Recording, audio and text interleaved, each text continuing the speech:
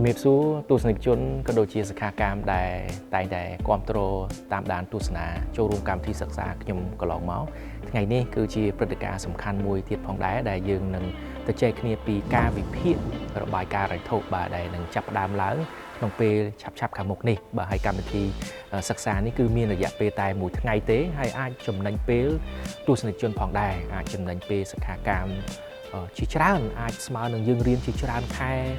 ឬក៏ជាច្រើនឆ្នាំបាទហើយកម្មវិធីតែមួយថ្ងៃនេះគឺយើងនឹងសិក្សាពីការវិភាគទៅលើសុខភាពក្រុមហ៊ុនសុខភាពហិរញ្ញវត្ថុនិងការរៀបចំផែនការអាជីវកម្មអញ្ចឹងយើងមានរបៀបមើលកំណត់សម្គាល់នៅក្នុងរបាយការណ៍ហិរញ្ញវត្ថុហ្នឹងតាមវិធីសាស្ត្រ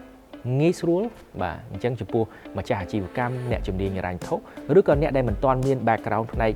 គណនេយ្យហិរញ្ញវត្ថុក៏អាចចូលរួមសិក្សាផងដែរបាទវាចំណេញពេលវេលាហើយ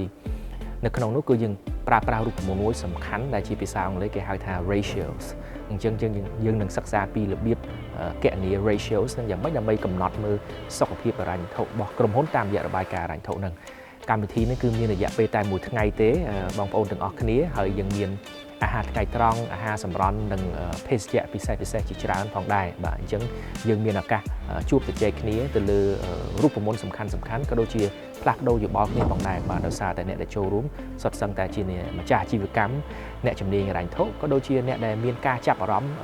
បង្កើតនៅអាជីពថ្មីលើផ្នែកហិរញ្ញវត្ថុនឹងផងដែរបាទអញ្ចឹងកុំភ្លេចណាដើម្បីសិក្សានៅចំណុចសំខាន់ទាំងអស់នោះយើងជួបគ្នានៅពេលវេលាខាងមុខបាទការវិភាគរបាយការណ៍ហិរញ្ញវត្ថុខ្ញុំបាទឡុងបូរិនជាសាស្ត្រាចារ្យជំនាញលើផ្នែកហិរញ្ញវត្ថុសង្ឃឹមថាបានជួបគ្នានៅពេលវេលាឆាប់ខាងមុខ